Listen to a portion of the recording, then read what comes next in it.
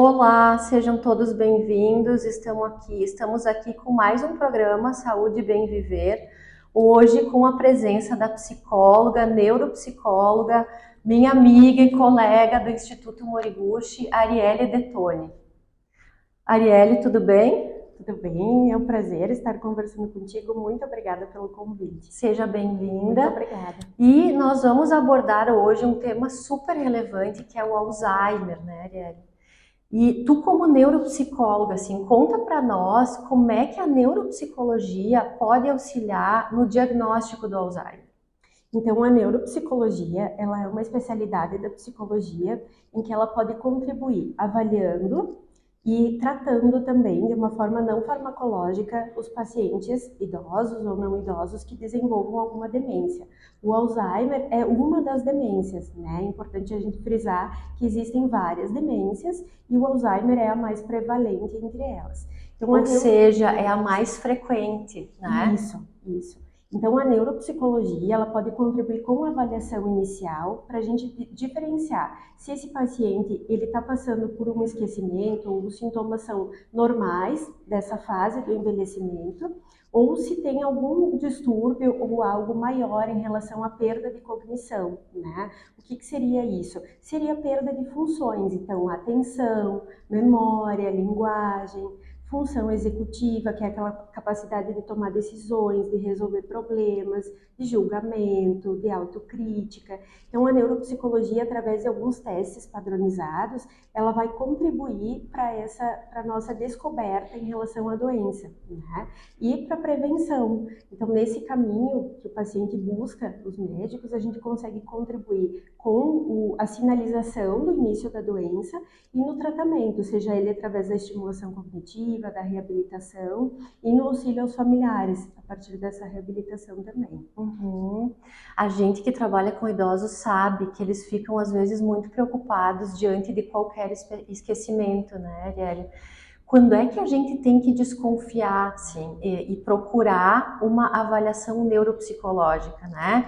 Porque existe um esquecimento que é próprio do envelhecimento, da idade, não necessariamente a pessoa esteja desenvolvendo um quadro demencial. Quando é que a família precisa pensar em procurar uma avaliação neuropsicológica? Então, os idosos, eles têm uma perda de velocidade de processamento, que a gente diz. Então, tudo fica mais lento com o passar do tempo, né? E isso pode se confundir com o passar do tempo com também uma demência, porque algumas funções ficam deterioradas, né? Algumas coisas ficam prejudicadas. Então, a diferença é o quanto esse idoso ainda é funcional no dia a dia, o quanto ele ainda continua fazendo as coisas que ele conseguia fazer. Então, dirigir, cuidar da parte financeira, ter uma autonomia em relação à vida diária. Né? E quando ele já não consegue mais fazer isso, quando os esquecimentos, por exemplo, são acentuados, o familiar percebe que vem acontecendo de uma forma progressiva, isso é um sinal de alerta. E aí a gente também pode buscar uma avaliação ou um médico de confiança para poder entender o que está acontecendo, né? Às vezes isso também pode ocorrer devido a alguma medicação, algum outro quadro de saúde mental, né? Um quadro psiquiátrico. Hoje em dia, por exemplo, ansiedade, depressão, muitos sintomas se confundem com o início da demência. Então a gente sempre tem que avaliar e ter esse cuidado, né? Para a gente entender até onde vai esse esquecimento, se é mesmo uma perda de memória ou se é relacionado a algum outro fator de risco ou algo que esteja acontecendo, um fator estressor na vida desse idoso. Sim, que pode ser reversível, né? Exato. Então, nem todo quadro de esquecimento pode ser um quadro demencial. Não. Isso é importante a gente deixar claro e é significativo para entender, para a gente, inclusive, contribuir com esse idoso e com esse familiar, né? Porque o esquecimento, ele é normal em algumas fases, principalmente de estresse ou de um quadro de ansiedade, alguma medicação que esteja deixando esse paciente confuso, assim como em qualquer outra idade, né? Com outros diagnósticos. Mas na demência isso acontece muito em razão de terem sintomas parecidos, né? Da semelhança entre algumas características. né, do idoso. Mas a diferença também é quando isso acontece de forma muito progressiva. Então, aquele esquecimento, ele acontece todos os dias, de forma que a gente não consiga mais controlar, ele está desatento, ele está com alguns sinais comportamentais, uma desinibição, uma rotina diferente do que estava, não está conseguindo fazer coisas que era habituado. Né? Sinalizadores mais contundentes, não qualquer esquecimento ou qualquer questão. E Arielle, como é que funciona assim quando tu vai devolver o resultado da avaliação, né? No caso, se tem um diagnóstico de Alzheimer, como é que a família lida com isso? Porque é muito comum a gente ver muitos familiares, como é um quadro extremamente difícil para quem está ao redor, e o prognóstico também não é, né, animador, digamos assim. Como é que a família recebe a notícia, assim? É sempre difícil, né? Porque é algo que, por mais que todo mundo esteja acompanhando, não se espera, né? Ninguém deseja passar por isso. Então, a gente lida com as fases da negação, né? Que é a dificuldade de aceitação disso. É muito complicado, porque cada caso é um caso, né? Inclusive em relação à avaliação. Não quer dizer que porque o paciente tem os mesmos sintomas que outras pessoas, seja em relação a isso. Então, o cuidado, a ética vai também em relação a isso, né? Da gente determinar até que ponto isso vale para aquele paciente, em relação aos comprometimentos, aos quadros de ansiedade, depressão, medicação, enfim, né?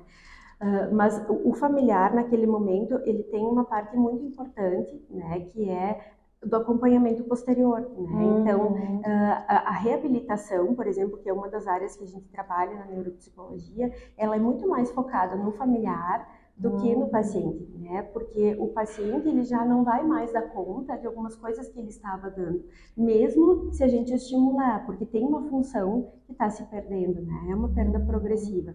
E o familiar, ele vai ser o suporte desse paciente. Ele que vai ter que poder, que vai auxiliar o paciente a dar conta de algumas questões do dia a dia, de algumas questões da vida dele. Que importante dizer isso, né, Arielle? Porque o início, né, a avaliação propriamente dita, é o início de um caminho longo a ser percorrido do profissional da neuropsicologia com o familiar. Então, tem esse aspecto também da neuropsicologia de poder acompanhar o familiar e orientar como o familiar precisa proceder dali para frente. Tu faz esse trabalho também? Sim, a neuropsicologia, ela pode trabalhar tanto com a avaliação quanto com a intervenção, né? Que é a parte não farmacológica e esse apoio, esse suporte no dia a dia do familiar, né? Porque a gente sabe que, então, o familiar, ele vai ter que dar conta de questões emocionais, não só físicas e diárias com aquele idoso, quanto emocionais. Então, obviamente que a gente não, né, a parte terapêutica, a gente sempre sugere que o familiar também tenha um suporte, né, de um psicólogo, enfim, da parte terapêutica, mas a parte da reabilitação, ela vai dar conta no sentido de organização daquele dia, do suporte, como manejar, né, o que falar, como reagir, porque isso tudo vai fazer a diferença ao lidar com um paciente que tem Alzheimer. Sim, vai ter todo um manejo que precisa ser reorganizado na casa, na família, os lugares que se ocupa, né? Isso. Como a gente sempre percebe, né? É claro que o familiar, ele tem emoções que vêm à tona nesse momento, né? Então, a raiva, a ansiedade, a depressão, isso tudo, além do acompanhamento que eles têm de outras formas, a gente pode verificar o quanto eles entendendo e psicoeducando, né, o manejo no dia a dia facilita e alivia, né, algumas questões, por entender também que aquele paciente não está fazendo aquilo, não está fazendo porque ele quer, né, mas muito porque é da doença, faz parte da doença. Então, a psicoeducação também nos mostra o que faz parte desse quadro, o que é uma demência, o que a gente espera desse quadro, né? Quais são as formas da gente poder acompanhar esse paciente para auxiliar, mesmo que não vá ter uma resolução naquele momento, mas que a gente consiga deixar ele bem e ter uma qualidade de vida independente. Sim, mesmo com essa enfermidade mesmo que é tão difícil. Mesmo com essa comorbidade. E cada relação é uma, né? Então, cada paciente vai ter a sua relação com os seus próprios familiares. Isso tudo vem à tona nesse momento do diagnóstico. E o diagnóstico, ele é um caminho, a gente sempre diz e pontua que é um caminho de cuidado, né? Então, por que do diagnóstico? Para a gente saber como cuidar desse paciente, né? E não como uma forma de rótulo. Então, a gente sempre busca intervenções apropriadas justamente para promover a qualidade de vida desse paciente. O foco é sempre a gente conseguir fazer com que ele se sinta bem, né, independente das condições, de algumas maneiras dentro de casa, né? E o familiar também tem esse suporte para poder conseguir dar conta, né? Muito bom o teu trabalho, Arielle. Muito obrigada por ter vindo nos esclarecer essas questões tão importantes, né, do Alzheimer, que é uma doença que cada vez mais aparece de uma forma frequente, porque a população está envelhecendo. Muito obrigada por ter vindo. Eu que agradeço a oportunidade, é sempre bom contribuir. Então, esse programa estará disponível nas plataformas do Estafeta, no site, YouTube, Instagram, Facebook e no Spotify. Até a próxima e uma boa semana a todos.